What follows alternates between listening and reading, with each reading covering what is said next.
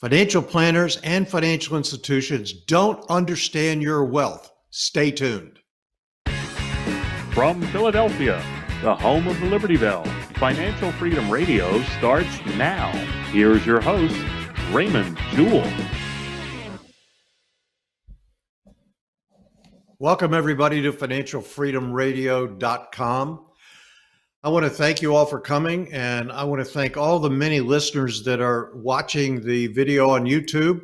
And by the way, if you want to see us live, you can go to youtube.com/Financial Freedom Radio. We'd love to have you subscribe and pass it on to your friends. Also, financialfreedomradio.com. You know, we build our listener base on referrals, and we'd really like for you to give the link out to others so that they can get this information and do with it what they wish. Today, we're going to talk about how the financial institutions do and financial planners don't understand your wealth. But first, let's introduce our illustrious producer, Stevie.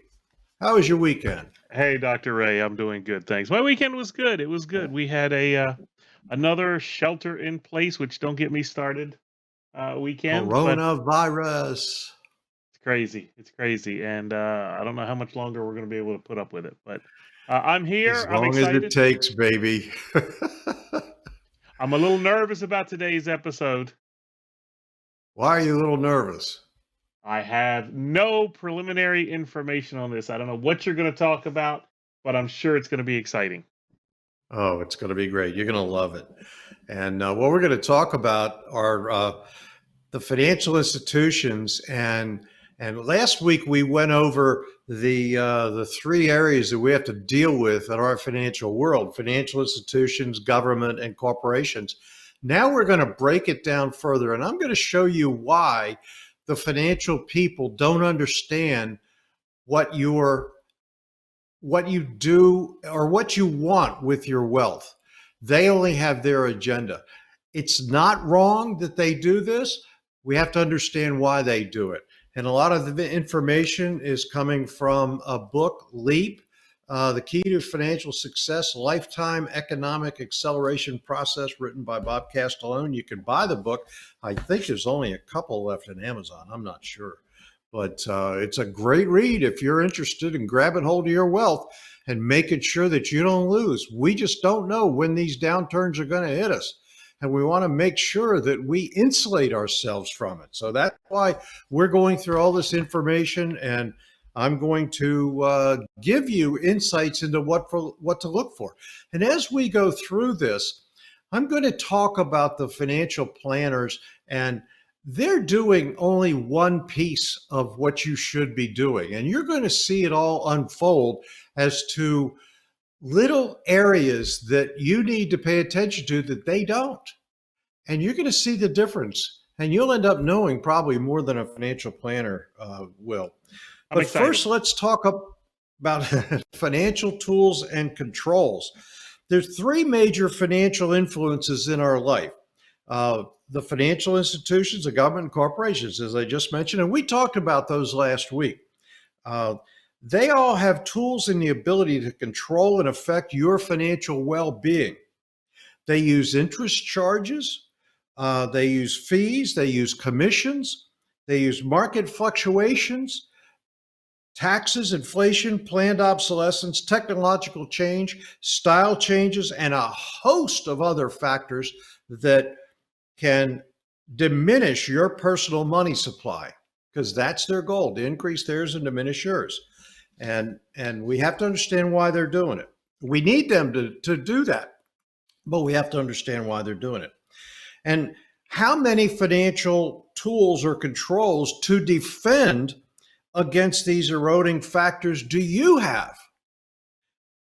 The financial game of life, as we know it, is one-sided, and your chances of building wealth become very slim. And it took me a while to figure this out. A guy told me very slim.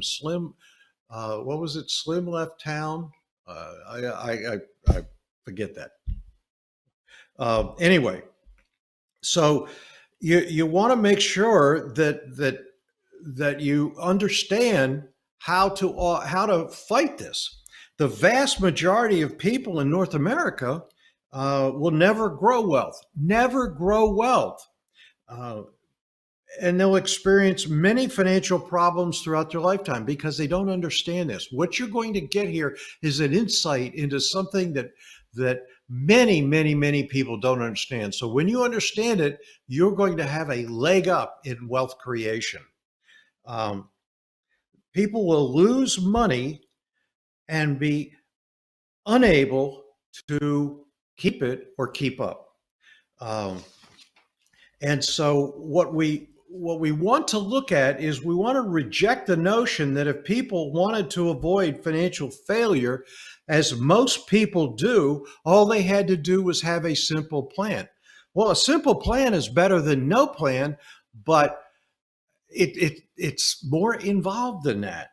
Um, After years of delving into the matter, 40 some years, we've discovered that people fail to achieve wealth um, because they are planning all wrong.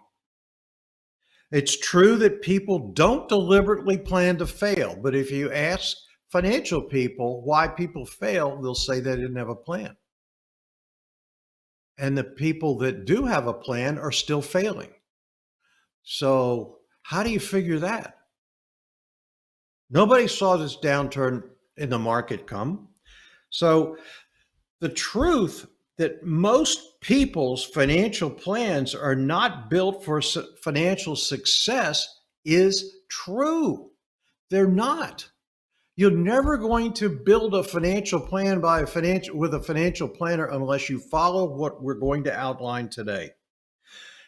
And many advisors, many financial advisors, all they say is all you have to do is set aside money each year and every year for a variety of future needs and goals.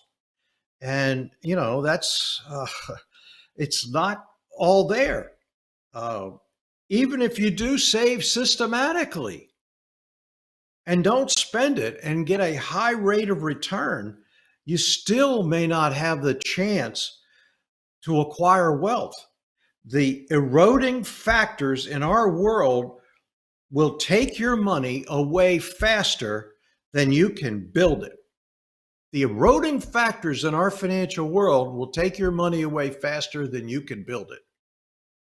And if you're not prepared to defend your money from such systematic confiscation, you're going to lose. I don't care how illustrious a financial plan you have from a certified person that's taught by the financial people, your wealth is going to erode away and you're going to lose. If that weren't the case, why are so many people still working in retirement? And as we see retirement float along, this is the first blip of people starting to retire that have actually been heavily inundated by financial people to build these plans, and they're still running out of money. Yep. Because it systematically gets confiscated away from them without their control. So that's why we've spent 40 years looking for efficient and effective ways to build and protect individual wealth for the consumers. 40 years we've been teaching this process. And the process is called LEAP. As I said earlier in this book, Lifetime Economic Acceleration Process. Buy the book and follow along these videos, and you will be well informed. Even if you get the book, though, you still have to get a LEAP practitioner to take you through the models. So the process enables you to work skillfully with financial institutions, governments, and corporations. Remember those three? Yep. To build a better protection of your wealth. It helps you build wealth and provides a means of protecting your money against eroding factors that can destroy your money before you even get to enjoy it. And let me tell you, when the market drops, it happened in a week, less than a week. So let's look at how we avoid the financial pitfalls. The first and most important step in building financial wealth and happiness is to understand the financial traps and pitfalls that are around you. Some of the obvious, while others are not. The ones that are not obvious often have the most devastating effect on your wealth building. And these hidden pitfalls don't get explained by many financial people because they don't understand them. And once you have these eroding factors explained to you, as we're going to do, and understand their destructive effect, and I'm reading this because this is important, on your money, you will be amazed at how easy it is to find ways to avoid them. But you don't know they're there. That's what we're going to talk about. So in order to build a successful financial world, you must establish and employ defenses and countermeasures that protect your money under any set of circumstances. Market downturns, one major one. You want to make sure that you have built a moat, castle and moat, built a moat around your castle. A financial plan that does not work under every set of circumstances is no plan at all. Again, you can have the most fabulous financial plan from the most high-end white-collar financial firm, New York City, Wall Street. But unless your financial plan is built to understand eroding factors, you might as well have no plan. Now, you're probably saying, well, people that go to these guys, they have a ton of money. Yes, they do. And at the end, they have no idea how much erosion they've incurred. They know that they have a comfortable life, but how much erosion have they occurred? They don't know. And if you notice, wealthy people, they still continue to work until they die. Now, why is that? Because they're scared. Number one, they're used to doing it, and they got to have something to do. Maybe they'll scale down a little bit. But number two, they have no idea how much they're losing. They know there's eroding factors somewhere, but nobody's identified them for them. So I don't care how much money you have, whether you have a little bit or a whole lot. Erosion can be in all of them. It may not show up as much down here, but it can be huge up here. But it'll impact the person down here more than it will up here. So anyone can design a financial plan that can work under the best set of circumstances, but will the plan work for you under specific set of economic or financial circumstances that occur out of the blue? Now, don't get me wrong. The financial institutions need to be around.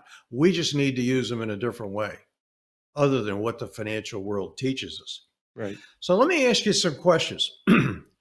In a financial plan, what if interest rates dropped? Financial people, financial planners will say, well, if you get X amount of interest rate over time, you're going to have these dollars at the end. What if it doesn't stay the same? What if it drops? What if it does all this crazy stuff? You win, you lose, you win, you lose, you win, you lose. It's up and down. Interest rates. Yeah. It's the yo-yo effect. Well, what if interest rates dropped? What if the market declines? We just saw it. So taxes go up. That's another eroding factor. You have no control over that. Increases in inflation. Inflation is what we call a stealth tax. Inflation will rob you of more money and you don't even know it. It's a hidden tax. You don't even know. It's there. It's sucking money out. What if you get sued? What if you become disabled and your income dries up? What if you need more income? What if you can't get your money because the government changed the rules? Think about that. They've done that many times. Yeah, I was gonna say that never happens. Yeah, we saw that coming back in when they first set up IRAs back in the 80s, late 70s. And we figured that once there's a sizable amount of money in there, they're going to start taxing it. It used to be tax free going in and coming out.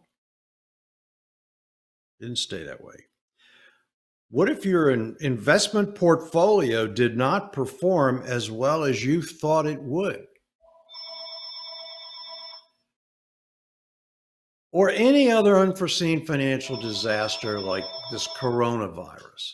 Who knew that this was coming? And so most financial planning today is not designed to handle all of these circumstances, and there's even more of them. So a sound financial plan should work under any scenario. The financial planners do not understand eroding factors. They're not dynamic as far as their plans go. They're very static. And they have all this mumbo jumbo, and my favorite, Steve loves this word, technobabble. That's his favorite word, technobabble. Yeah, because you use it quite a bit. Technobabble, yeah, that's right. You know, so it's not that these people are bad people. They're just taught by the financial institutions that want your money, the corporations. The financial institutions, remember the financial institutions, government, and corporations. So why aren't financial plans designed to help consumers reach their full financial potential and help defend against eroding factors? Most financial advisors are well-meaning people. They're not bad people. They are trained to provide financial advice and help consumers reach their financial needs and objectives, but the tools and education they have received fall short of providing you with a solid foundation of planning. They just can't do it. But yet they have actors doing ads to lure you into their financial plan. They have a certified financial plan designation, so make you feel better. It's still not going to work. I mean, there's very well-known guys out on the internet. You probably have heard of them. And their financial plans don't work. Are they better than nothing? Probably. But if you're really serious about your wealth, you know, you need to pay attention. See, we have one exponential curve in our life. Exponential curves start at the bottom and they grow up like this. We have one exponential curve in our life, and that exponential curve enables us to do things throughout our life. Which means we only have one pass through here. We're born, we grow up, and we die. You can't go back in time and do it again. You want to do it right the first time. Here it comes again, Stevie. So you want to make sure that you do it right the first time. And, you know, too much emphasis is placed on offensive strategies and not enough on defensive ones. And the financial people, their plans are vulnerable to all sorts of changes in economic, market, and taxation conditions. They can't stand up. Sorry, folks. So as consumers, you need to be aware of the forces at work. And that's what we're teaching you here. Our society that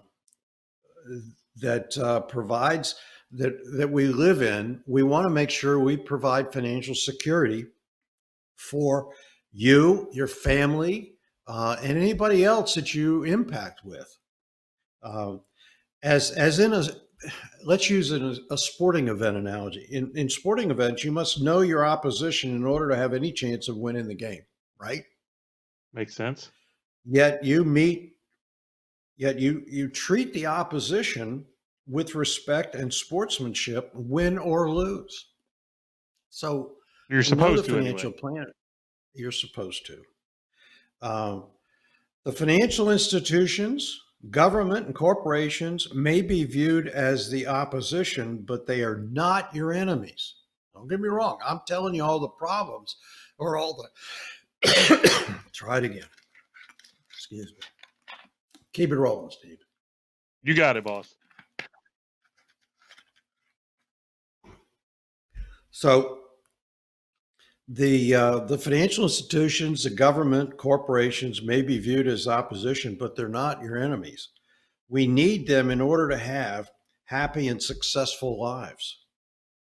But we must know how to work with them effectively to achieve the wealth we desire and the wealth that is afforded to us. I don't care if you only make $50,000 a year over your lifetime. If you do it right, you will retire a wealthy person. So we're going to go over the rest of this, and it's just going to keep continuing as we uncover this, and eventually you will get a macro view of your financial world and what you need to be doing. And we talked about the 4 financial institutions. We've talked about it before, and we'll go over that. Think about, as if you were president, would you work on getting your money, get it on, if you were president of a financial institution, would you work on getting your money, get it on a systematic and ongoing basis, hang on to it for as long as possible and give it back as little as possible? Of course you would. So how do we interface in a positive way against those rules? And we're going to talk about that next week. We're going to pick this right up at the end. So I hope this information was helpful. I apologize for the coughing. That's what happens when you get old. You start coughing a lot. So anyway, I want to thank you all for coming. And if you want to get more information about this and you want a personal contact, we'll give you a half an hour conversation over the phone. If you want to go to, what is it, Steve? RaymondJewell.com/meet. That's it. It's right on the screen. Oh, there you go. RaymondJewell.com/meet. And there's a calendar there. Just pick a time and we'll do a Skype, a Zoom, or whatever it is, and I'll talk to you about it. Feel free. I'll do them as long as I can. I'm here to help you. I'm here to make sure you get pointed in the right direction. If you want to find a elite practitioner within an area where you want to work, we do all of our work with our clients remotely, but we can point you in the right direction. Just sign up on our calendar and we'll get a notice, and there you go. So I want to thank you all for coming and watching, and please tell your friends, and please subscribe to our YouTube channel, youtube.com/Financial Freedom Radio, or go to financialfreedomradio.com. I hope you folks are staying well, and I know you're hunkered in, and so are we. So we're all in this together, and our prayers are with you folks. So thanks for coming, and take care. God bless. Thanks for listening. Please remember to subscribe to the podcast. If you want to learn how to create real sustainable wealth like the extremely rich people do, or maybe you just want to sustain the wealth you already have, you need to check out Dr. Ray's new book, Why the Rich Are Rich. Ray's been coaching clients for 35 years and has completely unlocked the secret strategies that rich people use day in and day out to grow and sustain their wealth, regardless of what's going on in the economy. His book is completely free, and you can get it by going to whythericharerich.com and entering your email address. Again, that's whythericharerich.com. Head over there now.